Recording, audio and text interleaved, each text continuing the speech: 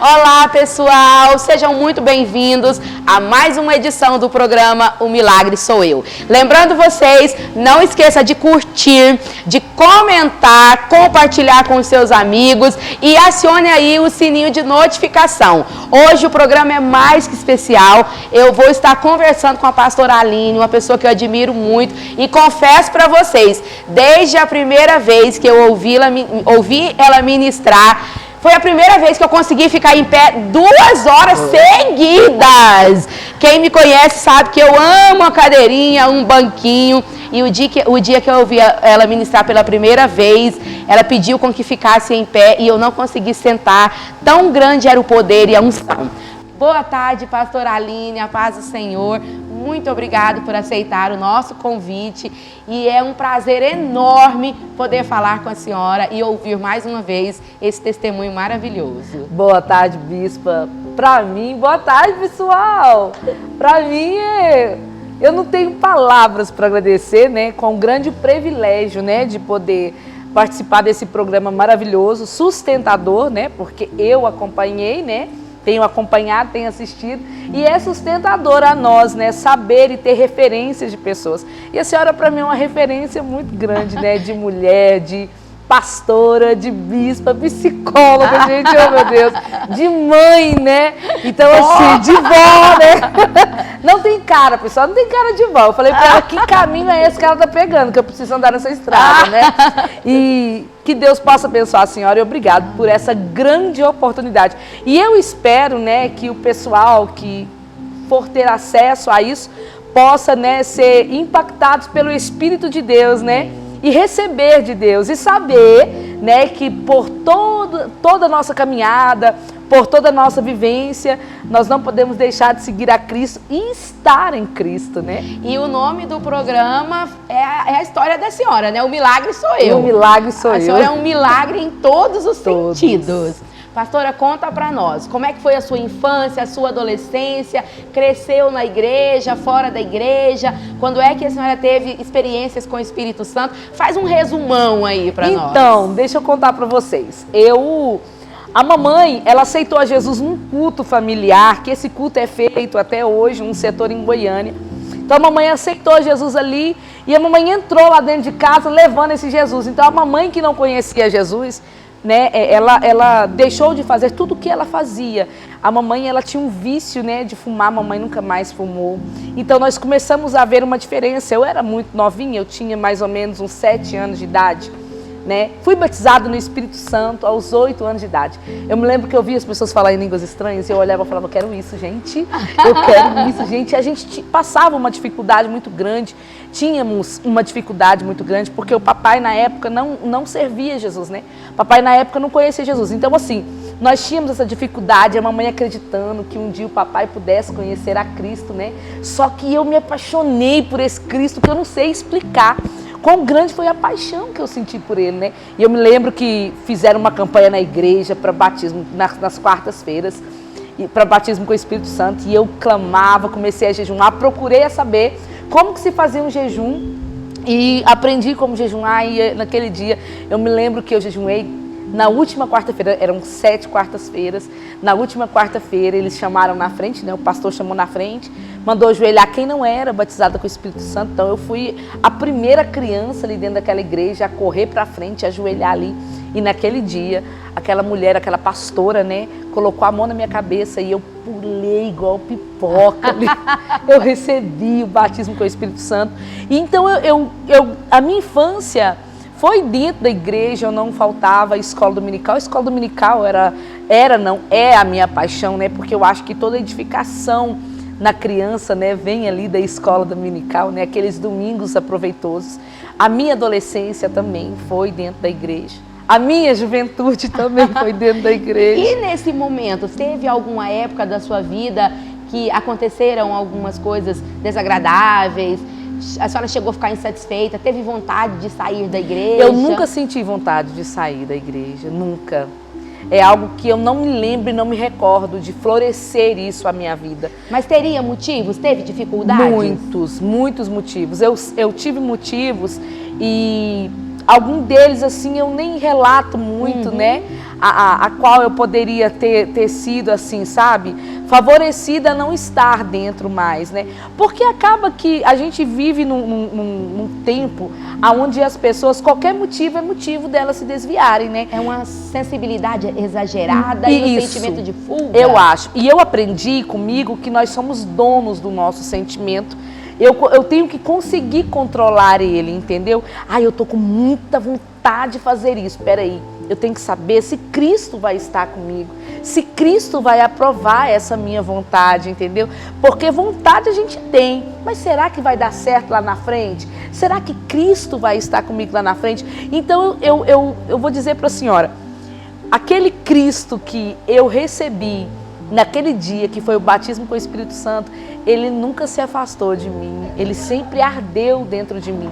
A vontade sempre foi muito grande, sabe? Então, assim, mesmo na adolescência, porque a gente que já passou por ela, né? Às vezes a gente fica meio descabiciadinho, né? Mas, assim, a igreja, Jesus sempre foi a minha vida, na verdade, né? Era ele que fazia e tem feito, né? Eu sobreviver. E eu quero chamar a atenção de vocês para essa fala da pastora Aline. Não faltou motivos para fugir, para desanimar, para sair da igreja, mas os motivos não justificam as nossas escolhas. Porque, independente do que acontece ao nosso redor, nós ainda temos o poder da decisão de escolher o que fazer. Afinal, o erro do outro não me dá o direito de errar também. Não mesmo. Até porque dentro da gente existe um sentimento, né? Esse sentimento de escolhas, como a senhora disse. Ou eu escolho ir, ou eu escolho ficar. Mas eu tenho que saber qual é a escolha de Cristo para mim. O que Cristo escolheu para mim? Porque às vezes a minha escolha na hora, ela vai trazer, sabe, muita alegria, vai encher os meus olhos. Mas talvez lá na frente vai me trazer muita tristeza. A Bíblia diz assim que há caminhos que o homem trilha, que aos olhos dele parece bom, mas depois leva à morte. Que caminhos são esses? Caminho visto, né? Visto pela visão humana. Agora, pela visão espiritual, não. Ela é diferente. Eu acredito muito no espiritual. Eu não sei se quem vai estar me ouvindo vai acreditar nisso, mas eu sou completamente, assim, visionada espiritual. Porque às vezes eu olho uma coisa assim que ninguém tá vendo. Eu falo, gente, pelo lado espiritual isso aí não vai dar certo, não. Hein? Tem mais aí. Então, assim, eu digo muito e eu aprego muito isso, sabe, bispa? A questão da pessoa ter a escolha. Eu não preciso de motivos para sair. Se eu quiser sair, eu não preciso de motivos. E nem para ficar. E nem para ficar. Então, é escolha, né? Então, o dia que eu escolhi, que eu recebi o Espírito Santo, aquele dia, ele nunca mais se afastou de mim, porque, como diz o salmista, né? Não afaste de mim o teu Espírito, não me retires da tua presença, né? O que o salmista está querendo dizer com isso? Eu vou errar, eu vou pecar, né? Eu posso até me enganar, mas eu não posso perder, que é Jesus, né? Mesmo eu sendo fraco, sendo frágil, mesmo eu tendo limitações, eu não posso perder Jesus. Esse Jesus eu não posso perder. É o mais importante. Não posso. Pastora, a senhora casou muito cedo? Como é que foi essa história? Eu sempre dizia assim, para minha mãe, eu quero namorar, noivar e casar. Então, assim, a igreja, de onde eu congregava, eu venho de um tempo que era aquele tempo muito rígido, né? Era um tempo de casamento mesmo, sabe?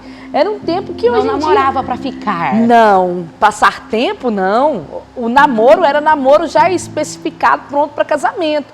Então eu sempre quis isso. Aí a mamãe na época tinha dado câncer, eu tinha 17 anos de idade. Mamãe deu câncer antes, né? Eu tinha mais ou menos uns 11, 12 anos quando mamãe deu câncer. Então foram anos de tratamento, né, com a mamãe, e Deus fez um milagre na vida da minha mãe. E eu fiz uma promessa que todas as igrejas que entraram em oração pela vida da minha mãe, eu iria, né, junto com ela, eu iria testemunhar, iria louvar o nome do Senhor em agradecimento. E eu me lembro que uma dessas igrejas foi a igreja da minha tia, uma igreja muito humildezinha, muito pequenininha. E lá eu me encantei por lá e conheci, né, o filho do pastor. Nessa obra de testemunhar. Nessa obra de testemunho foi quando eu conheci o meu primeiro esposo, né? E nós namoramos, começamos a namorar, eu ia fazer 18 anos, né? Eu enfrentei uma barreira muito grande, porque na época meu pai não queria, né? Então, assim, meu pai sempre dizia que a gente não namorava antes dos 18 anos, né? Então, assim, quando eu completei 18 anos, eu já estava pronta para namorar, né? Tava só esperando os 18. Só esperando os 18. Mas mesmo assim, houve um contratempo muito grande, né? Porque meu pai dizia assim que não queria que eu casasse. Aí eu falava para ele assim, mas eu não estou falando que eu vou casar. Eu estou falando que eu vou namorar. E ele, mas eu te conheço, você vai casar. Pai não erra, né? Pai e mãe conhecem a gente, né, bispa? E assim, e realmente, aí eu namorei, noivei e casei. Eu casei com ele com 19 anos de idade, nós ficamos um ano noivos, né? Onde o Senhor trouxe o suprimento, trouxe tudo aquilo que eu esperava de um casamento, mesmo eu não tendo condições, o Senhor nos abençoou. Foi um casamento lindo, né? Um casamento com tudo que a gente teve direito, né? E nesse meado desse casamento, eu recebi uma profecia, bispa. Eu fazia parte do círculo de oração da igreja. Toda segunda-feira, eu era da segunda, né? Da segunda-feira, eu e a minha sogra, minha primeira sogra.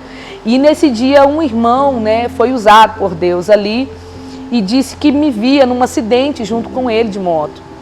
E naquele momento, eu fiquei meio baqueada e ele falou assim, posso orar por você? Eu falei, claro, e ajoelhei no meio da roda, levantaram um clamor, todos que estavam ali, né? E eu lembro que eu chorei muito, porque aquilo entrou dentro de mim. Eu sempre acreditei em profecia. E eu me lembro que a minha primeira sogra disse assim para mim, assim, neguinha, para com isso, isso não vai acontecer, porque aquilo mexeu muito comigo. E nesse meado de tempo que foi se passando o tempo, eu sonhei que uma amiga minha havia morrido, e no sonho eu chorava muito na calçada da igreja. E no sonho eu dizia assim para a mãe da menina, o que eu vou fazer sem ela na minha vida? E quando eu acordei, eu contei o sonho para ela de tarde, ela foi lá em casa e ela disse, não, está repreendida em nome de Jesus. Só que o último sonho que eu tive, eu sonhei com a minha sogra tinha falecido, e eu acordei com ela me chamando, porque a minha casa dava de fundo a ela, né? Então, ela subia no muro, me chamava pra gente tomar café, né, neguinha? Eu acordava, a gente tomava café antes da gente começar a trabalhar, porque nós trabalhávamos juntas, né? E eu me lembro que eu falei assim, eu acordei com uma dor no peito, eu falei assim, nossa, minha sogra, eu sonhei que você tinha morrido. Ela, não, vou morrer não, tenho vida longa. E nós passamos por uma dificuldade muito grande. Minha mãe teve que ir para Minas, viajou para Minas, e eu fiquei quase 10 dias na casa do meu pai, ficando lá na casa do meu pai. E nesse dia eu me lembro que o meu pai havia sonhado que ele havia morrido. Mas o meu pai sempre foi muito fechadão, né? Nunca foi de falar. E naquele dia, bispa, nós fomos para a oração da igreja, porque a igreja estava em campanha, né? Aquela semana de campanha, e nós fomos para a oração na igreja. E foi o último dia, né, em que ele teve ali, né, pessoalmente diante da igreja ali. Ele estava num jejum de uma semana. Durante todo o dia inteiro, ele não comia e não bebia, até às 6 da tarde. E ele trabalhava na obra também? Ele trabalhava na obra também. Ele tocava no louvor, né? Ele lecionava a escola dominical. A igreja, na época, não tinha costume de ter escola dominical, então ele pediu, né, para dar a escola dominical, formar aquele trabalho, trazer aquele trabalho para a igreja, né, da escola dominical, e liderava os varões, né, junto com o irmão da igreja. Tinha quantos anos na época? O Rodrigo tinha 21 anos de idade. Então, assim, foi... Eu não vou saber, assim, explicar para a senhora o sentimento disso tudo. Porque eu passei muito mal, estava gestante 5 meses, e naquele dia nós fomos na oração e voltamos. E eu comecei a passar muito mal. E eu fui atrás do meu pai, né? E falei pro meu pai, olha, o Rodrigo vai me levar no médico, porque eu não estou me sentindo muito bem. Eu não estava conseguindo comer. Aí o meu pai disse assim, não, vocês vão no carro. Eu falei, ixi, papai, ele não quer ir no carro. Ele disse que vai de moto, porque a gente vai devagarzinho. E meu pai disse, não vai de moto. Eu não vou me esquecer daquele dia, né? Porque ele disse, não vai de moto. Aí eu disse, tá bom, papai, eu tô indo, daqui a pouco eu chego. E nós saímos. Quando nós saímos, eu estava com uma tristeza muito grande. Já ouviu falar sobre pressentimento? Tem gente que fala, esse sentimento aí... às vezes o sentimento pode ser enganoso, né? E eu me lembro que ele foi colocar a jaqueta em mim, e quando ele colocou a jaqueta em mim, ele disse assim pra mim assim, nunca esqueça que eu te amo muito. Aí a minha irmã, na hora, sabe, começou a chorar. Eu falei, não chora não, eu vou, mas eu volto.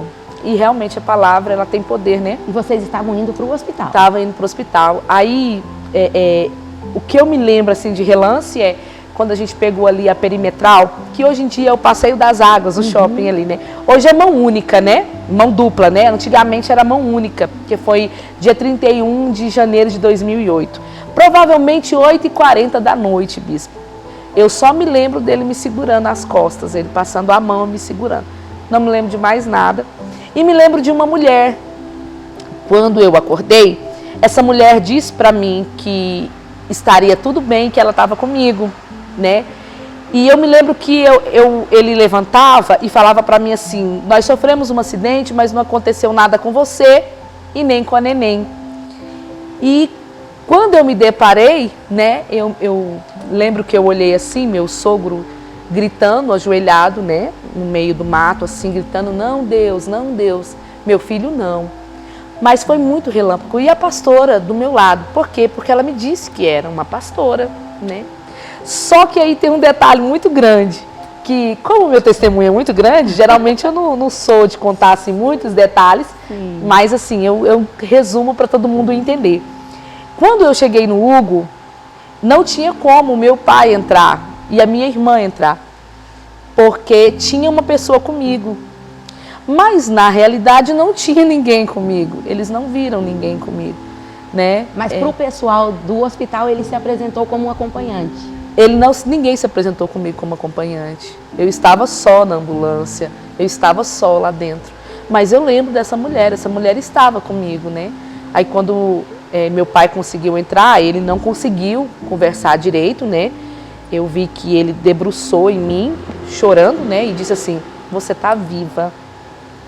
E eu só perguntando pelo Rodrigo, né? O Rodrigo, e ele abaixou assim. Meu pai sempre foi muito restrito em abraçar a gente, né? Eu acho que depois desse dia quebrou um grande protocolo, uma barreira muito grande que havia, né? Porque esse dia foi quando meu pai, assim, teve um contato, assim, de afeto que eu senti. Não que ele nunca tivesse, né? Porque por mais que ele fosse afastado e não dissesse todos os dias eu te amo, é o jeito dele, né? E a gente zelo e o cuidado respondia. E eu nunca me importei com isso. Eu sempre consegui respeitar a pessoa pelo jeito que ela é, sabe? Eu sempre falava: não, o jeito da pessoa, vamos relevar, né? E assim, naquele dia eu vi, né, que o meu pai, naquele dia, conseguiu quebrar essa barreira, né? Porque, afinal de contas, ele tinha visto, o Rodrigo já estava sem vida do lado, né? E não podia se manifestar a mim. Aí uma prima minha entrou, conseguiu entrar, e eu, muito fraca, o meu tio, que faz parte do corpo de bombeiro, entrou, me puxou para me levar para a sala de raio-x, e eu disse para ele assim: nego, eu chamei ele de nego, né? Com um carinho que eu tenho muito grande por ele, eu falei: nego, o Rodrigo. Aí ele disse assim: tá tudo bem. Só que eu me lembro de ver o pé dele. Tava tampado, mas eu vi o pé dele. E eu peguei assim muito fraca e falei para ele: aquele ali é o pé dele. Ele disse: tá tudo bem. Quando me colocaram no corredor, a minha prima entrou. E eu disse para ela assim: eu vou morrer. Ela falou assim: não vai não. E chorando muito, muito mesmo. Aí eu disse para ela: eu tô sentindo, eu vou morrer. Se você não tirar esse negócio do meu pescoço e me levantar, eu vou morrer.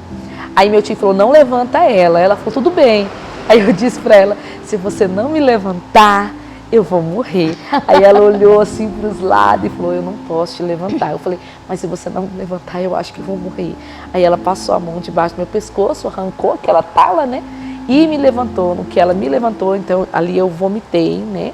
Quando eu joguei tudo para fora, aí eu comecei a sentir dor, né? Aí eu comecei então a gritar realmente de dor. você estava com algo. Realmente, aí foi quando todo mundo reagiu ali dentro do Hugo e já me levaram para uma sala, foi para a sala de sutura tentando me limpar, eu estava muito machucada. Minha cabeça sangrou, só que não tinha cortado na minha cabeça. Foi uma coisa assim, que eu não sei explicar, sabe, por completo. Depois, com o tempo, que eu fui lembrando de algumas coisas, né, que havia acontecido. Mas todo o tempo eu perguntava por ele.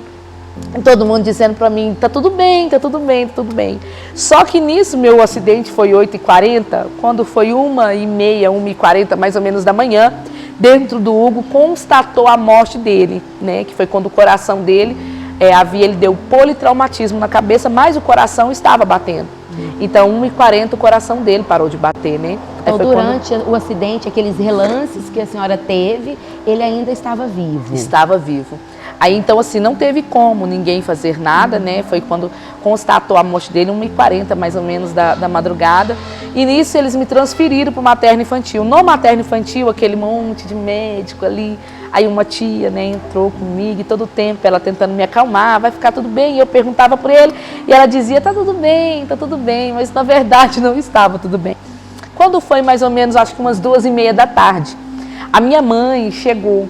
No que a minha mãe chegou, que ela entrou, minha mãe estava assim, transtornada. E no que ela estava transtornada, eu disse para ela, eu estou sentindo tanta dor e eu não sinto as minhas pernas. E ela não conseguia conversar comigo, então ela acalentava a minha mão, eu estava no soro, né? E ela acalentava a minha mão e não conseguia falar, chorando muito, né? E eu perguntei para ela assim, cadê o Rodrigo? Aí ela disse para mim assim, vai ficar tudo bem. E acalentando a minha mão. Eu disse para ela assim, sabe o que é? É porque tem um anjo aqui comigo, né? E esse anjo está me dizendo que eu não vou vê-lo mais. Aí ela apertou a minha mão e falou assim, a sua tia vai entrar e ela vai conversar com você, a Sandra. Eu falei, tá bom.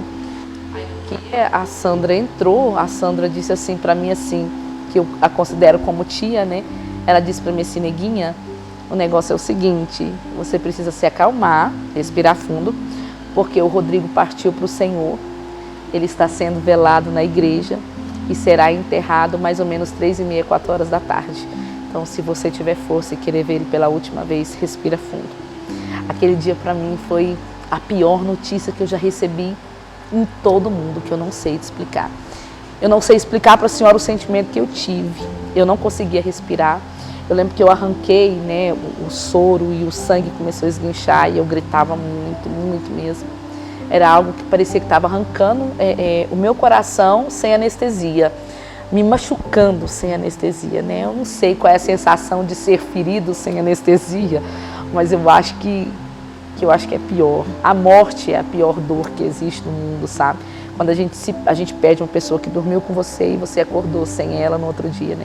E assim, foi muito conturbante, mas eu consegui me equilibrar. Eu fui pro velório, eu fui até o enterro, né? Mas os dias foram se passando e parece que ficava pior, bispa. Como é que foi no velório, pastora? Eu gritei muito. Gritou? Muito. Conseguiu gritar? Muito. Eu joguei para fora tudo que eu acho que eu estava carregando, né? E assim, parecia que quanto mais eu gritava, pior era, mais doía. E todo mundo ali chorava por ele, muito jovem, cheio de projetos. De como a gente era do ministério, o ministério é um ministério grande, né? O pai dele, pastor, então assim, estava muito cheio. Na época ele estava trabalhando como motoboy, né? Então assim, fizeram uma passeata dos motoboys todos de preto, sabe? Aquela carreta assim, sabe? Carreata, né? Que eles falam. Homenageando ele, né? Então assim, foi muito, muito cheio, porque o Rodrigo ele foi um menino muito, muito amado, ele era muito manso, ele tinha jeito para falar, sabe? Ele tinha jeito para tudo. E estava muito feliz com a sua gestação? O sonho dele era ser pai de uma menina, né? Então a gente havia descobrido que era uma menina, né? Então você imagina a emoção. Eu até assim, depois que passou isso tudo, né, eu na cadeira de roda, que teve todos aqueles milagres, quando eu perdi a Ana Júlia, eu sempre falava assim, eu entreguei ela para o pai. Ele desejou. Foi isso que me acalmou, trouxe refrigério à minha alma, né?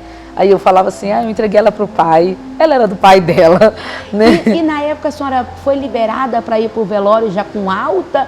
Ou a senhora precisaria voltar? Não, eu precisei voltar para o hospital, eu fiz todas as rotinas, porque eu não movimentava as pernas, né? Eu havia perdido o movimento das pernas. Eu também teria que agora fazer um acompanhamento daquele instante à gestação, porque até então, tudo antes do acidente, estava tudo normal. Então, toda a conturbação veio depois do acidente. Aí houve um relato de que ela seria uma criança especial pela batida, né? E o que a senhora soube desse acidente? Como é que foi ele? Em relação a quê? O que aconteceu? Bateu em um veículo? A mulher desgovernou, né? Pelo que eu fiquei sabendo, porque na época saiu no Diário da Manhã o título, né? O carro com a moto e escrito assim, carro vira arma, né? Ela perdeu o controle, né? Ela estava embriagada ela perdeu o controle do carro e nisso ela jogou na moto, porque nós estávamos andando mais da direita, né, devagar, porque eu estava gestante, e ela perdeu o controle, né, e jogou. No que ela jogou na moto, foi aonde teve a colisão. Só que a tendência da batida, quando bateu, era a gente ir para frente, né? Mas uma mão ele segurou no guidão e a outra ele segurou nas minhas costas. Foi a última vez que você sentiu aquele abraço. Então, assim, a gente não foi para frente, a gente caiu pro lado. Então, assim, virou uma sanfona, sabe? Ficou só o meu banco, né? Aonde o capacete dele rachou todinho no meio. Por isso que teve a lesão na cabeça. Quem veio atrás, na época, quando teve toda a audiência, que a gente foi contar, foi rever todo o caso, né? O rapaz que estava atrás disse que nós caímos para o lado, então eu caí em cima dele, fui para cima e bati com o quadril no chão e caí para trás, né? E o capacete também havia saído, havia arranhado a viseira. Então, assim, o rapaz que veio atrás, ele disse que na hora pensou, não vai sobreviver ninguém. Mas eu fui um milagre, né? Naquele dia. Pastora, e como foi o restante da gravidez? Era muitas idas e vindas no hospital, muitos exames? Aí quando eu descobri que a Ana Júlia, ela nasceria com microcefalia, aí eu tive que ir para o materno infantil. Eles me transferiram, estava fazendo tudo particular, eles me transferiram para o materno infantil, e lá no materno infantil foi toda aquela equipe que a cabecinha dela não iria crescer. Aí, de repente, com o exame mais avançado, que eu consegui fazer lá dentro, eles falaram para mim que não era micro mais, era hidrocefalia. E já estava tudo preparado para o nascimento da Ana Júlia, né?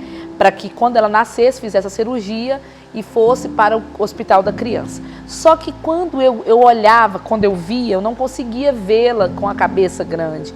Eu falava assim, engraçado, eu vejo ela com a cabeça pequenininha. Isso era ainda dentro do dentro ventre. de mim, né? E eles falavam, os psicólogos, né, diziam que era porque eu estava com sentimento assim, era algo que eu queria, mas eles tentavam trabalhar a mim, né? Eles perguntavam muito se eu tomava calmante, eu não tomava calmante, né? Então, assim, engraçado, bispa, que durante toda essa etapa, eu na cadeira de roda ainda, né? Então eu não andava. E eu me lembro que um dia lá em casa a gente tinha uma rotina. Todos os dias a minha mãe e a minha irmã me levantava, me colocava na cadeira, tinha aquela rotina todinha, né? Porque como eu não movimentava, grávida, né? Aí elas me colocavam na frente da televisão e todos os dias lá em casa, durante o dia inteiro, a gente ouvia Cassiane, 25 anos. Ai, meu Deus, aquilo me enchia, muita emoção. Aquilo me enchia, né? Principalmente quando eu ouvia aquela parte do DVD. Para sempre no céu vou cantar, para sempre no céu vou louvar, santo, santo, santo. Aquilo enchia-me, né? Me dava esperança. E um dia eu recebi uma profeta lá dentro de casa. Oh, meu Deus, coisa boa é profeta então, da parte de Deus. Só para todo mundo entender, o seu esposo faleceu, aí você voltou para casa dos seus pais. Voltei. Não tinha como eu morar mais, né, sozinha, porque primeiro pela deficiência que eu havia adquirido e os médicos diziam que não sabia se eu ia voltar a andar. Não tinha expectativa. Não tinha nem esperança nenhuma. Então, assim, e depois por eu não ter daquele acolhimento. Eu não tinha estrutura emocional mais. Eu chorava durante todo o tempo. Eu não conseguia conversar, eu não conseguia sorrir.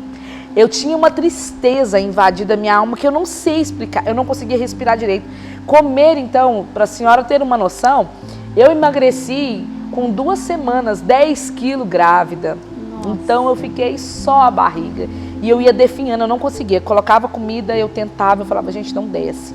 É algo que eu nem sei explicar. O alimento é vida, né? E como uma parte da sua carne tinha ido embora, a outra não queria, né? Aí um dia o médico virou para mim e disse assim para mim, assim, da ultrassom, disse assim para mim assim, deixa eu te explicar algo.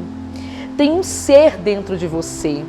E esse ser, ele não se foi, ele está aí dentro. E se ele está aí dentro é porque ele quer nascer e ele precisa de você. E aquelas palavras mexeram comigo, né? Foi quando eu comecei a me esforçar a alimentar. Aí recebi essa profeta esse dia lá em casa, pensei, agora Jesus vai falar bom comigo, né? Oh, meu Deus, como sair correndo, sapateando. Aí ela disse assim, Aline, eu vim aqui da parte de Deus lhe dar um recado. Ele me manda lhe dizer que Ele não é Deus para que você entenda Ele. Ele é Deus para que você obedeça a Ele. Aline, levanta a cabeça e vai. Me deu a paz do Senhor e foi embora. Eu pensei comigo, poxa, o que eu precisava ouvir naquele dia? Levanta da cadeira de roda e anda, né? Mas por que Deus disse para mim que eu precisava levantar a cabeça para ir? Porque quem lê a Bíblia vai entender isso. Salmo de número 121 vai dizer: eleva os meus olhos para o monte, de onde me virá o socorro? Aí, automaticamente, o mesmo Salmo vai nos responder: o meu socorro vem do Senhor que fez os céus e a terra. Para mim saber de onde vem esse socorro, eu preciso levantar a cabeça. Então tem muita gente, às vezes, querendo adquirir algo no mundo. Ah, mas até hoje eu não consegui. É porque não está levantando a cabeça, não está olhando para o alto. Eu lembro naquele dia que eu recebi um convite, eu fui cantar numa igreja de cadeira de roda, fui testemunhar, porque o milagre era eu, né? Se o Senhor quis que eu vivesse, é porque Ele tinha algo ainda a ser completo nessa terra, né? A ser completado nessa terra. E eu me lembro que aquele dia eu recebi muitas bênçãos e um dia eu acordei com aquela rotina todinha e minha mãe disse assim, eu disse assim para minha mãe assim: mamãe, eu sonhei que eu estava andando. Aí ela disse assim: mas você vai andar, Aline? Porque minha mãe sempre foi de muita fé, né? Ela disse: você vai andar, Aline. Eu falei: é porque eu estou sentindo algo estranho. Aí ela disse: o que você está sentindo? Eu falei: eu estou sentindo o dedão do meu pé. Não sentia nada. Não, mas aquele dia eu acordei sentindo, eu sonhei que eu estava andando e acordei sentindo o dedão do meu pé. E ela disse: hoje você anda, Aline, em nome de Jesus. E para a honra e glória do Senhor Jesus, bispa, naquele dia, os movimentos eu não sei como, não sei da onde, mas naquela casa humilde, com aquela mulher que talvez não tinha um cargo eclesiástico de reconhecimento, mas ela e a minha irmã foram bocas e profetas de Deus na minha vida. E eu consegui levantar da cadeira e naquele dia eu andei para a honra e glória do Senhor Jesus. Não teve um tratamento específico? Não teve. Não teve até hoje, fisioterapias? Não. Até hoje, quando eu vou fazer acompanhamento no ortopedista pelas sequelas que eu tive, eles falam: você anda por um milagre. E eu ando por um milagre. Eu ando e pulo na presença de Deus por um milagre. Gente, e anda muito, pula muito, corre muito. É muita energia. Eu até acho que ela é um pouco hiperativa. Demais, não foi diagnosticado, não. Verdade, mas é muito ativa, muito ativa. Pastora, então, se não fosse Deus, era para estar ainda em uma cadeira de roda? Debilitada. São escolhas, né? Eu tinha todo motivo para escolher viver daquele jeito, né? Eu tinha motivo, eu não quero mais, pronto, e acabou, né? Quantas pessoas estão assim, que vocês possam analisar. Eu sempre falo, não ouça, analise. Isso. Analise os detalhes da história, porque em tudo e em todo momento eu consigo ver Deus. Eu também. Aí o Senhor me fez uma promessa que me devolveria tudo, minha casa, meu marido e meu fruto. E engraçado, bispa, que meu acidente foi dia 31 de janeiro de 2008, dia 15 de janeiro de 2009, a minha filha, a Ana Júlia, dormiu e não acordou mais. Mas ela chegou a nascer? Ela nasceu, fez cirurgia, foi tudo bem, estava tudo bem. É claro que ela não era normal, ela era uma criança especial. Ela iria ser especial, né? O que ela Mas tinha? ela teve hidrocefalia. E quando ela nasceu, foi muito lindo o nascimento dela, porque eu não vou me esquecer, né? Tava todo mundo esperando assim, que ela nascesse e já fosse direto encaminhada ao hospital da criança para fazer a cirurgia, né? Para pôr a válvula. Mas quando ela nasceu, a cabecinha dela era muito pequenininha. Então eles assustaram. Eu me lembro que quando eles me mostraram ela, eu lembro que eu olhei e falei assim: é a menina do meu sonho. Era perfeitinha. Ela era, cabecinha pequenininha, tudo pequenininho, os tracinhos pequenininhos. Então ela foi para o materno infantil. No domingo, eu ganhei ela no sábado, no domingo eu recebi alta e fui para o hospital da criança, onde ela foi, né? E estava muito apaixonada. Eu chorava muito, né? Porque eu via que Ana Júlia era um milagre, né? Não era a primeira pessoa a ter ido naquele dia, não era nós, era Ana Júlia, né? Era mais e ela foi um milagre de Deus, na verdade ela foi um conforto. Eu acredito que Deus deixou ela comigo durante todo esse tempo para que eu esquecesse o que eu havia passado, o que eu estava passando, o que eu estava passando. Porque a minha vida se preencheu nela. De 15 em 15 dias eu estava no médico, eu passava o dia inteiro no hospital da criança, então eu tinha toda uma rotina com a Ana Júlia. Eu chorava muito, porque eu queria muito que a Ana Júlia sobrevivesse. Mas um dia ela dorme e não acorda mais, não acordou mais. Quanto tempo de vida? Ela viveu 8 meses. 8 meses? 8 meses. Assim, é claro que para uma mãe que perde um filho, 8 meses é um piscar de olhos. Mas na situação dela, né, com a fragilidade, 8 meses foi um tempo que a senhora precisava. O tempo que eu precisava, né? E eu me lembro que eu chorei, o quarto da Ana Júlia ficou montado 6 meses e eu chorei durante esses 6 meses. Mas um dia eu acordei e disse, eu nunca mais choro por essa situação.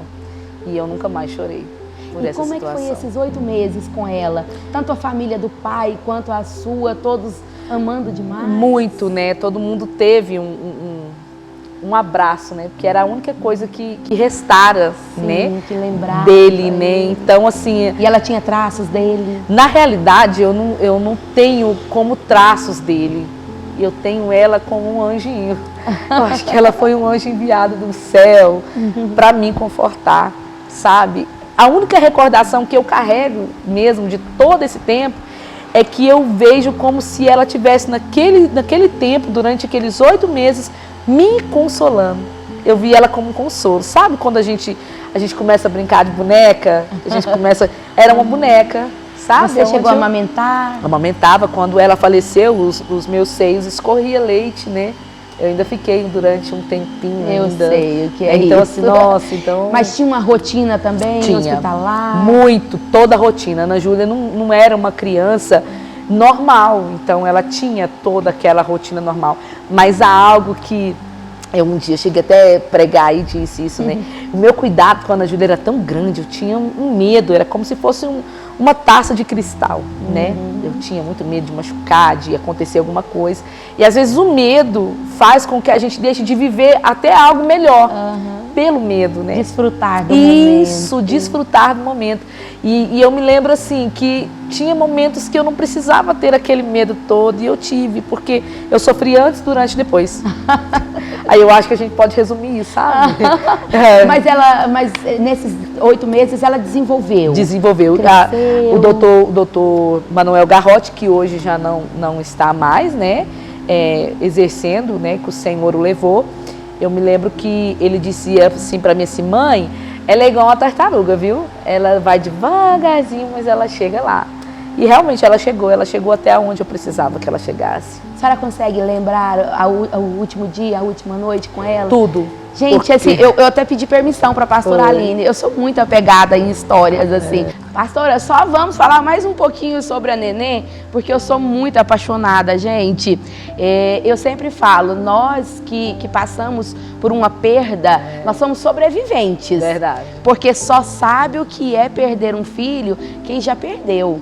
É como a senhora disse, não tem como explicar essa dor. Realmente parece que carrega um pedaço que o Espírito Santo precisa vir e preencher e completar novamente. Consolar, né? O que a senhora lembra da última noite, do último dia? A última noite com a Ana Júlia, na verdade, eu passei um dia todo muito preocupada com ela. E eu tinha ido até para casa de uma tia minha, que estava muito quente, né? E nós fomos para lá. E quando foi de noite, quando eu me retornei lá em casa, eu estava com ela no colo e ela estava dormindo. E eu lembro que havia um vizinho da rua ali que havia falecido e eu comecei a chorar. E minha mãe disse, nossa, se as pessoas verem você chorando, vai achar que você é até a viúva do cara. Eu falei, chorava muito. Mas eu não sei o que estava acontecendo comigo, né? E ela já havia dormido, né? E eu não conseguia colocá-la na cama. E a Ana Júlia, ela mamava em mim à noite, né? E naquela noite ela não mamou. Eu me lembro que eu mexi com ela de madrugada e ela fez assim e virou pro cantinho. E eu falei pra minha mãe, tá estranho, ela não tá querendo mamar, ela mama esse horário. Minha filha, a criança, ela vai mudando a rotina, né? Ela muda a rotina, né? Só que naquela manhã, quando amanheceu, eu olhei nela e eu falei, ela tá diferente, né? Aí eu acordei a minha mãe e falei assim pra minha mãe assim, que eu havia achado ela diferente, que eu queria levar ela no médico. Que ela não havia mamado em mim durante a noite. Minha mãe, mas tem criança que é assim, tem dia que eles mamam, tem dia que eles não querem mamar de noite. Aí meu pai, todos os dias de manhã, meu pai conversava com ela. E naquele dia o meu pai entrou e conversou com ela e ela sempre procurava o meu pai com o olhinho, né? E naquele dia ela não procurou. Naquele dia ela não se moveu. E a minha mãe disse que percebeu que tinha algo errado, né? Aí uma prima minha chegou e falou, não, eu vou te levar no médico. E vocês não tinham pegado ela ainda? Tinha, ela estava no meu colo, né? Mas não tinha falecido Não, ainda. ela não tinha. E eu me lembro que eu falei, eu vou trocar de roupa. E minha prima disse assim, a minha mãe disse assim, não, então me dá ela. Eu falei, não, eu vou trocar de roupa com ela. E eu queria, né, ficar com ela. Só que no momento que eu estava trocando de roupa, que eu coloquei ela para vestir a parte de baixo, eu me lembro que ela ficou toda roxinha. E eu gritei, mãe, foi um grito assim, pavoroso, sabe? Minha mãe entrou correndo dentro do quarto e a hora que a minha mãe pegou ela, eu falei assim, ela tá roxa. Minha mãe falou, ela não está roxa. E colocou ela aqui, veste roupa e vamos. Só que a minha mãe disse que a hora que colocou ela no ombro, minha mãe viu que ela já não tinha vida mais. E naquele dia eu me lembro que eu falei assim, Senhor, eu vou morrer. E eu fui caindo para trás e eu senti uma mão me puxando. E uma voz dizia, você não vai morrer. E nisso eu saí correndo e nós entramos dentro do carro, né? E chegamos no hospital, chegou lá no hospital, eles não deixaram eu entrar, eles já me conheciam, eles travaram a porta, minha mãe entrou. A hora que eu fui entrar, eles travaram a porta, aí o rapaz falou assim, não, você tem que me passar os dados dela. Aí eu entreguei a carteirinha dela do plano, né? E falei, agora deixa eu entrar. Aí ele falou assim, não, você vai ter que ficar aqui só até eu fazer a ficha. Eu falei, mas já tem a ficha dela e você me conhece. Aí ele disse pra mim assim, não, mas espera um pouquinho. De repente, quando eles abriram a porta que eu entrei, a doutora falou assim pra mim assim, o que aconteceu? Eu não sei explicar o que aconteceu, eu só sei que eu abracei, ajoelhei e abracei as pernas dela e disse, ela é a única coisa que eu tenho. Se eu perder ela, eu acho que eu não vou conseguir. Aí ela me levantou e disse, Aline, você vai subir lá em cima, tá toda a equipe médica, todos os médicos da Ana Júlia estão lá, respira fundo, tá? E você vai subir a rampa, a enfermeira vai te acompanhar junto com a sua mãe. E nisso a minha mãe não falava nada. Minha mãe calada, não direcionava, né? O olhar da minha mãe muito triste, as lágrimas descendo no rosto. E eu me lembro que eu sentei no banco e a doutora veio de lá e falou assim, Aline, a Ana Júlia dormiu bem? Eu falei assim, ela dormiu, ela só não mamou em mim de noite. E ela, fica tranquila, tá? Nós estamos lá dentro, já reanimamos a Ana Júlia tá bem. Eu só preciso que você fique bem. Aí eu falei, tá bom. E nisso o meu corpo, ele tremia todinho. Aí ela disse assim, eu vou pedir para trazer um calmante para você ficar mais tranquila. E ela entrou, eles trouxeram um calmante, me deram um comprimido, eu tomei o comprimido. E de repente ela abriu a porta. A hora que ela abriu a porta, assim, ela estava em lágrimas, a doutora Aline Garrote, ali do Hospital da Criança. E ela estava em lágrimas, então ela olhou para mim e disse assim, Aline, não tem jeito. Quando ela disse não tem jeito, eu acho que eu fiquei cega na hora, né? E eu ia pular da janela. A hora que eu fui me jogar da janela, minha mãe pegou na minha roupa e me jogou no chão. Olhou para mim e falou, você tá louca? Aí eu disse, cadê Deus? Eu preciso dele aqui. Cadê Deus? Se eu entrar lá dentro, eu vou invocar Deus. Ela vai me ouvir, Deus também. Eu preciso de Deus. Aí eu lembro que a doutora ajoelhou assim, puxou meu rosto e disse assim, Aline, eu não conheço direito a sua história, mas assim como foi com Jó, Deus está fazendo com você. Levanta a cabeça, Aline. Quando ela disse levanta a cabeça, Aline, eu lembrei da profecia lá atrás. Ela disse assim, Deus está lá dentro e foi Ele que levou a Ana Júlia. Então aquele dia para mim, eu não sei explicar o que eu senti. Eu sei que eu levantei, né, e fui embora. Ela já tinha partido, já, então? Já tinha partido, já tinha ido. Aí eu desci, já tinha gente lá fora, minha irmã estava. Eu lembro que a minha irmã veio e falou, e a neném? Eu disse, não está aqui mais. Eu lembro que eu sentei na calçada e eu ficava pensando, o que vai ser da minha vida de agora para frente? O que eu vou fazer? Era a única coisa que eu tinha, né? E assim, eu não sei explicar, sabe? Foi uma noite inteira de velório, na beirada do caixão, na beira do caixão. E no outro dia ela foi enterrada, né, de manhã. Você passou o tempo todo do velório ali na beira do caixão? Na beira do caixão. Eu passava a mão nela e eu pensava assim, eu acho que se eu pegar ela e sair correndo, eu acho que eu vou pegar ela e vou sair correndo. Eu me lembro que eu passando a mãozinha assim, e a minha mãe pôs a mão em cima da minha e disse assim, não faça isso. E olhou para mim, não faça isso. E eu me lembro que eu gritei e disse que eu nunca mais cantaria para o Senhor naquele dia. Falei, eu nunca mais vou cantar para o Senhor. Diante do caixão dela? Diante do caixão dela. Não tenho por que eu cantar mais, porque eu acho que a pessoa, quando relata de cantar, é para jogar para fora algo, né? Vou cantar o quê? Cadê o milagre? eu vou cantar o que era assim que eu dizia. E eu lembro que eu voltei a ser líder de jovens dentro da igreja, voltei a liderar jovens, né? Pastora, só ressaltando uma questão para os nossos ouvintes, né, as pessoas que nos assistem. Ela cresceu dentro da igreja, ela nunca desviou, né? Ela nunca fez nada errado, nada que pudesse dizer é um castigo, né? É justiça de Deus, Deus está agindo na vida dela, porque nós temos muito o mau hábito de analisar os acontecimentos, acreditando que Deus está punindo alguém por algo que a pessoa fez. E às vezes tudo faz parte de um propósito. Ela fez de tudo, né? Faz até hoje, a gente vai ouvir, mas até o momento ela cresceu louvando, adorando, ministrando, casou com um homem da igreja, né? Filho de pastores, ele também trabalhava na obra, mas Deus teve o tempo certo dele nessa terra, e quando findou o tempo, Deus simplesmente recolheu, não teve um porquê.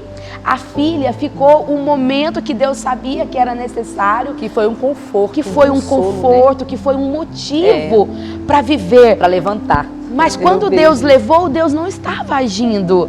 Né? Deus não estava punindo. Ele simplesmente estava trabalhando para que eu e você pudesse hoje ser edificado pelo testemunho dela de perseverança, de amor a Deus, de recomeço.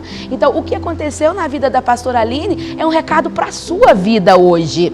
É uma resposta de Deus para a sua vida hoje. Que o que você está passando também não pode, nem deve ser uma punição, um agir, mas é um trabalhar, é um mover, é um propósito, é um processo acontecendo para o que Deus ainda vai fazer. E ressaltando o que a senhora disse, bispa, que eu acho isso muito interessante, é o caso de acusar.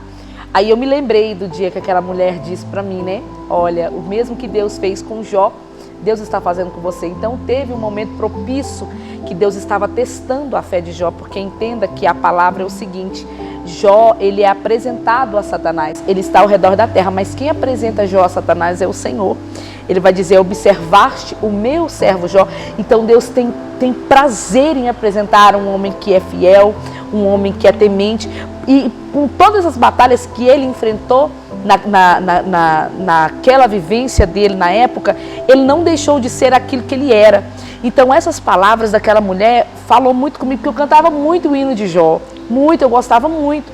Então hoje em dia eu falo, gente, cantar é muito fácil, pregar então, nossa, mas viver o que você canta e passar pelo que você prega, aí você mostra que você é cristão de verdade, né? Porque ser cristão não é só dizer eu sou cristão, eu tenho uma religião, né? Não, é muito mais do que isso. É você se desdobrar e viver. Você não precisa se apresentar, bispa. Eu aprendi isso. Eu não preciso me apresentar quem eu sou. As pessoas precisam ver em mim que Cristo está em mim, porque eu não sou ninguém. Então, aonde eu chego, eu preciso que as pessoas entendam que não está chegando a Aline, está chegando a serva do Senhor. Uma mulher que não precisa ser forte porque tem que ser forte, não. Essa mulher, ela precisa ser forte porque Cristo foi forte, e se ela vive Cristo, e Cristo teve a força, ela tem a força de Cristo. É claro que nós somos fracos, mas a Bíblia diz que quando somos fracos, fortes estamos. E eu me lembro que eu comecei de novo a liderar, a estar na igreja. E quanto tempo depois da partida dela? 6 meses. Não, a Ana Júlia morreu com 2 meses, eu já estava de novo na lida.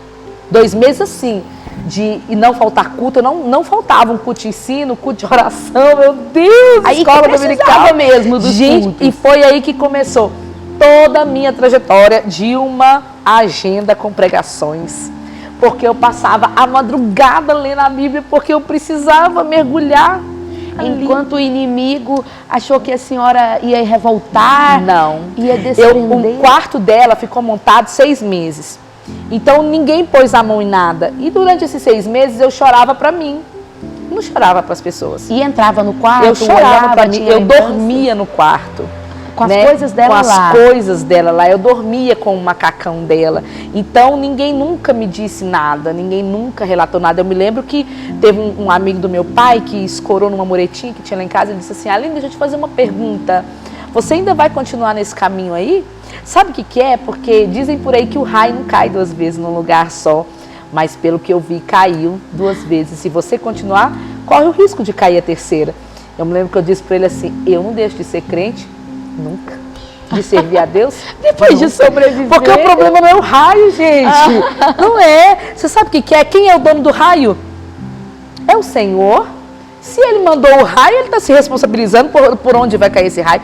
Aí eu quero deixar, bispa, com a sua autorização, claro, um trecho bíblico que se encontra em Isaías, capítulo 60, versículo 20, que diz assim: nunca mais se porá o teu sol, nem a tua lua minguará, porque o Senhor será a luz perpétua e os dias do teu luto findarão.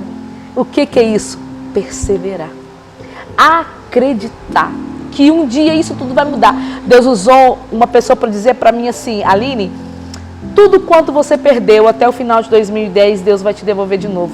Tua casa, teu marido e teu fruto. E detalhe nisso, bispa, durante 6 meses tudo montado, um dia eu acordo, eu choro uma noite inteira e acordo cedo, levanto e vou desmontar tudo. Minha mãe e minha irmã vêm de lá e eu disse: nunca mais vocês me verão chorar por essa situação.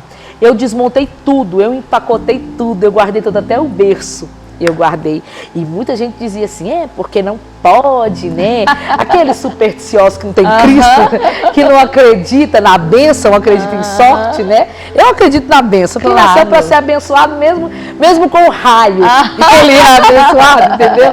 E eu me lembro que eu guardei tudo. Porque Deus, quando mandar, Ele vai mandar um menino, porque você vai olhar, se mandar outra menina, você vai olhar para a menina, vai lembrar. Gente, deixa eu explicar uma coisa para você, bispa, você já perdeu. Filho, eles não são substituíveis, eles não são, cada um tem o seu valor, sabe? Mesmo que amanhã eu não faça parte, digamos, da vida da minha mamãe, mesmo ela tendo outra, gente, não vai substituir. Eu tive meu valor, eu tive meu espaço. São únicos. São únicos. E eu me lembro que aí eu fui para os Gideões, fiz uma viagem, né? Em 2009 para Gideões. Quanto tempo depois? 1 ano, né? 1 ano. Eu fui para os Gideões. Aí conheci, né, o pastor Tomás na viagem de Gideões. É engraçado porque o mover de Deus, ele é tão rápido, né? Você sai de uma tempestade e já vai para outra situação. E o melhor disso tudo, eu falava assim: nossa, eu era doida para ir para Caldas Novas, eu queria conhecer Caldas Novas, não conheci Caldas Novas. Mas olha para você ver onde tá os projetos de Deus. Não, peraí, Caldas Novas não. Caldas Novas é simples, eu vou te levar para conhecer a praia. Esses são os projetos de Deus. E eu fui conhecer a praia, né? Fui para os Gideões, sim, foi muito lindo, uma viagem maravilhosa. E foi quando a gente se conheceu, né? E durante esse intervalo, nós éramos amigos, né? Um amigo assim, mais chegado, né? Que a gente, né? Ele me trazia aquela conexão. Ele me trazia uma alegria muito grande. E ele também era de Goiânia? Não, detalhe disso tudo, Senhor. O Tomás, ele era irmão, ele é, né? Irmão da minha pastora, né? Onde eu fui nascida e criada ali, né? Mas não conhecia ele. Não, eu não conhecia. Você foi conhecer ele lá no Gideões? Eu fui conhecer ele na viagem. Não me lembrava dele. Até os encontros. Muito mesmo. Por quê? Porque Tomás não servia a Jesus. Então, quando Tomás, ele realmente se decretou que ele veio para Jesus na casa dele, dentro da área, da cozinha da casa dele, que ele aceitou Jesus, nunca mais Tomás se desviou. Então ali eu falo para ele que toda a culpa é culpa dele. Tudo que aconteceu comigo, porque ele orava e dizia para Deus assim: Senhor, me entrega o melhor dessa terra. Eu falei, aí Deus olhou e falou: é Aline. Deixa eu fazer um rebuliço na vida de Aline. Gostei dessa, eu vou pegar pra mim. Aí eu falei, bem, aí o que aconteceu? Você movimentou minha vida todinha pra porque chegar. O melhor da terra para chegar até aqui. E eu me lembro que eu e Tomás namoramos muito pouco, porque o Senhor havia falado. Então a gente namorou, começamos a namorar em março de 2010, ficamos noivos em maio, casamos em agosto, e em dezembro já estava gestante, para honra e glória do Senhor Jesus, porque crente é rápido, viu? E quando fez a ultrassom? Aí quando eu fiz, aí o Senhor falou que ia revelar, né, o sexo da criança através da ultrassom, através de um sonho, né, não da ultrassom. E a gente estava fazendo várias ultrassonografias e não dava para ver. E eu me lembro que ele ganhou uma gravata, porque o Tomás, ele recebeu uma profecia com 14 anos de idade, que Deus daria a ele um filho varão e colocaria o nome, né, de Samuel. E na época ele ganhou uma gravatinha e falou: meu Samuel, meu Samuel. E eu dobrava meu joelho e dizia assim: Senhor, eu não vou lhe pedir o sexo da criança, mas eu vou lhe pedir algo que o Senhor me dê e não me tome mais. Olha que bobeira, né? Se Deus falou que daria, né? Aí, e um dia ele sonhou, Deus falou, né, que ele iria mostrar através do sonho. E um dia eu acordei e fui para a sala e ele levantou e veio atrás de mim e disse assim: nossa, eu sonhei contigo, nessa mesma posição. eu sonhei que você estava sentada do jeito que você está e a sua bebê que morreu, ela flutuava ao seu redor. E nós nunca tínhamos conversado sobre a morte da Ana Júlia, velório, nada.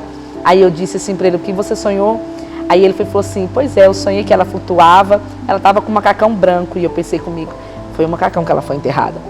Aí ele disse assim, a tiara também era branca dela. Aí Deus é Deus de detalhe. Aí eu pensei comigo, ela também estava com a tiarinha branca. Ele falou assim, só que na tiara tinha um lacinho cor-de-rosa. Quando ele disse isso, parecia que o meu coração ia sair pela boca, bispa.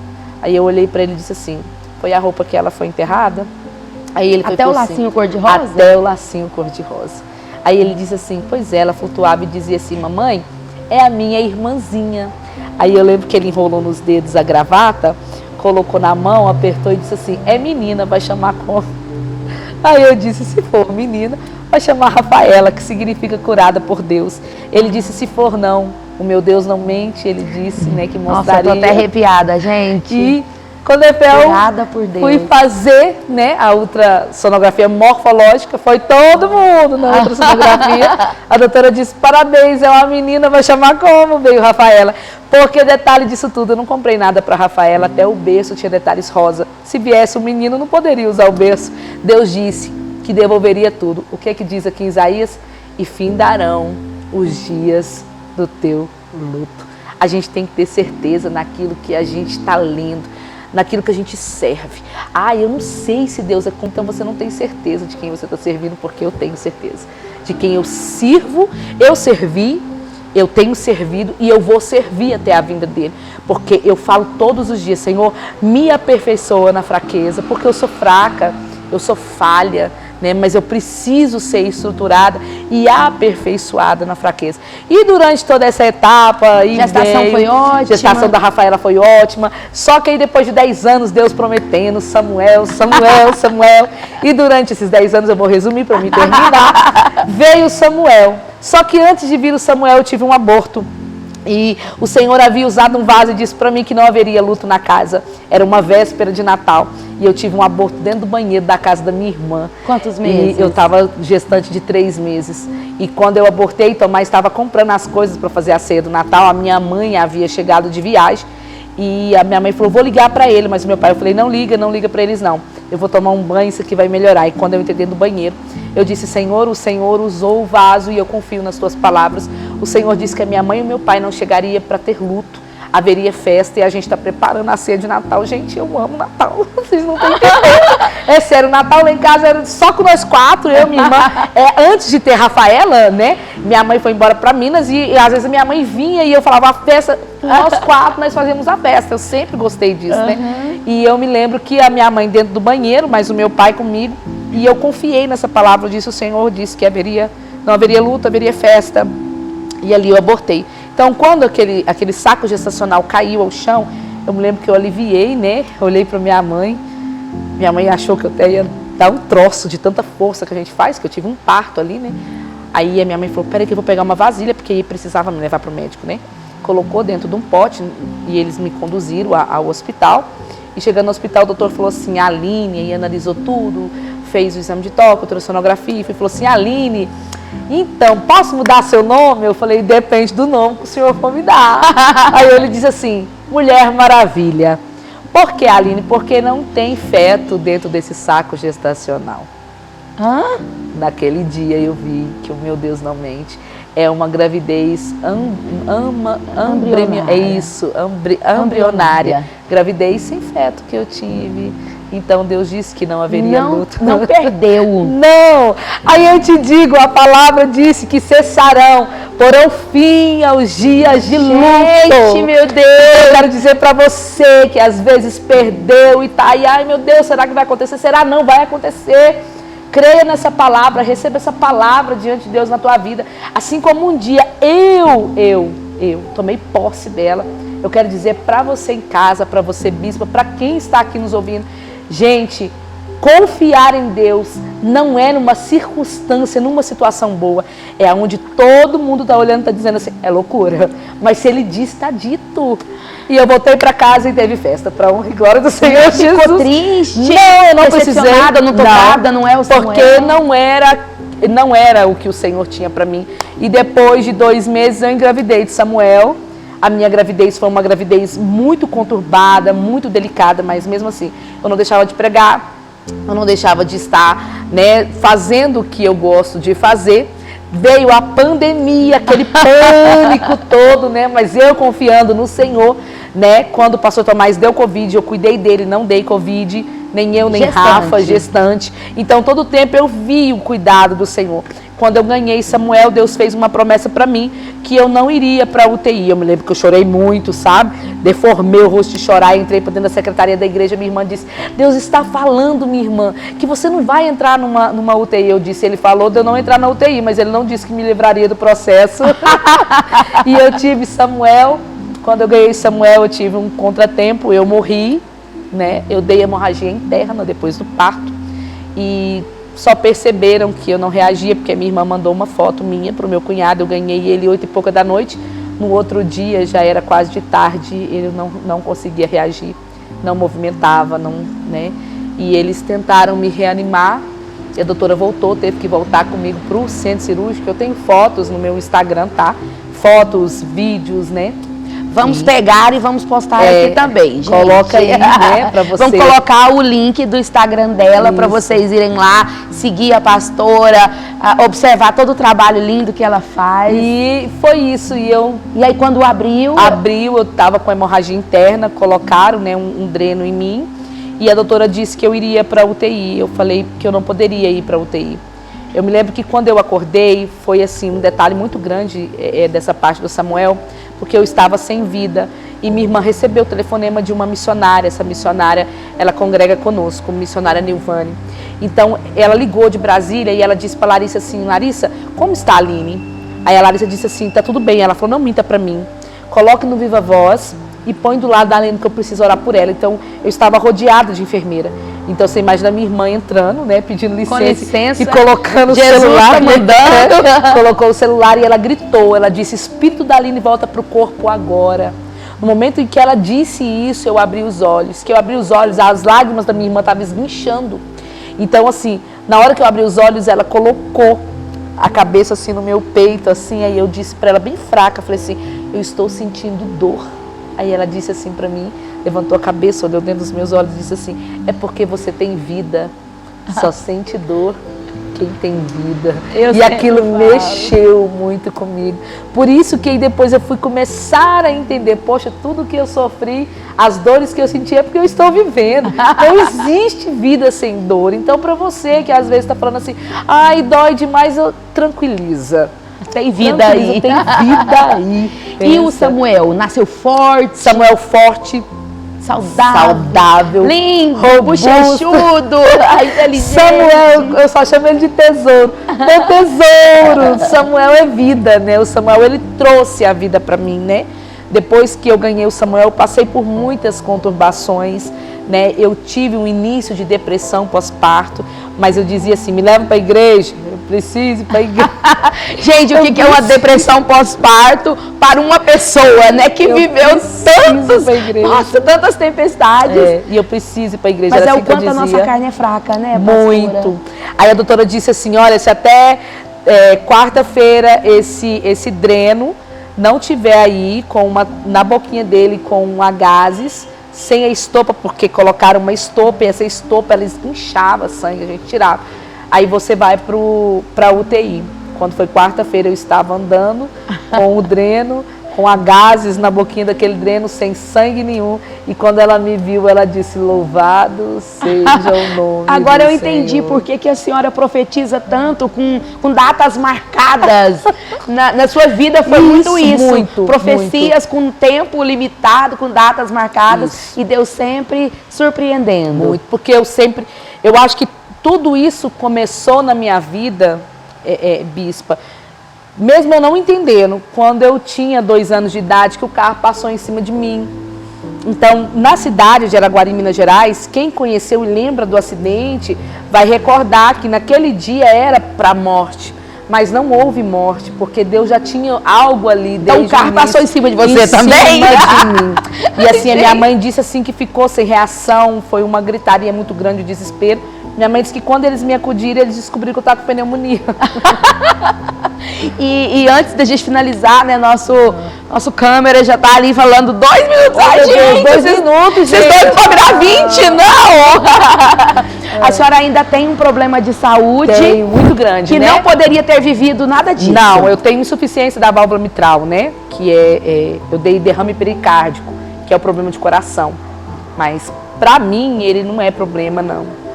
Eu acho que o maior problema pra mim é eu ter que guerrear todos os dias contra as minhas próprias vontades, porque tem um reino me esperando. E provavelmente a senhora já nasceu com esse problema. Com esse problema. Ele acabou evoluindo E agravando. O que aconteceu com todo esse contratempo, devido aos sofrimentos que eu tive, tudo isso foi fazendo com que agravasse, né? Porque a gente tem um sentimento, né? Então esse sentimento um dia ele começa a explodir, né? Querendo ou não, ele... E aí, diante das perspectivas humanas, da medicina, nem era pra senhora... Não, eu não poderia ter filhos mais, né? Então eu tive 5 gestações. Nessas 5 gestações foram 2 abortos, 1 morte e 2 vivos. Então você imagina, né? 2 que vale pelos uns 4, 5. Desse jeito, né? A Rafinha já era o suficiente pra mim. Mas Jesus disse assim, tem que mandar Samuel, porque vai vir milagre maior por aí, né? E hoje, como que a senhora pode resumir a sua história? Tá muito bem casada. Muito, graças a Deus. Meu marido é um homem de Deus. É mesmo. Homem de Deus, tô falando ali, homem de Deus, viu? É o meu lapidote. Lapidote foi esposo de Débora, significa tocha, viu? Eu tô vendo que quer entrevistar pregador, gente. Meu lapidote. Como que eu posso terminar isso? Cantando pra você. Sobrevivi, adorando, sobrevivi, confiando, sobrevivi, não desisti. Deus cuida de mim. Olha eu tentando arranhar pela glória. E a senhora pode dizer que o milagre sou eu? O milagre sou eu. Gente, o milagre sou eu, o milagre é a pastora Aline, o milagre é a vida dela. Ela é pastora, ela tem uma igreja abençoada, avivada. Ela cuida de um projeto chamado IOL, Instituto Oliveira Lopes, onde a gente ajuda criança carente. E moradores de rua, né? Pessoas com situação de rua. E faz de tudo e mais um pouco. Ela canta, ela prega, ela ora. Nossa, a gente tenta. Não, de tudo um pouco. Tem uma vida, uma história linda, maravilhosa. E os stories dela tudo de festa. A casa dela tá sempre cheia de gente. E ela é muito milagre. A vida dela, a história, a família é um milagre. E pra terminar, se o nosso tempo tá esgotado, eu sou o milagre, ela é o milagre. Nós somos o milagre. Você o milagre sou eu, o milagre é você, o milagre somos nós. O milagre é você aí, viu? E a nossa história revela o amor de Deus. Glória, Obrigada. receba aí, em nome de Jesus.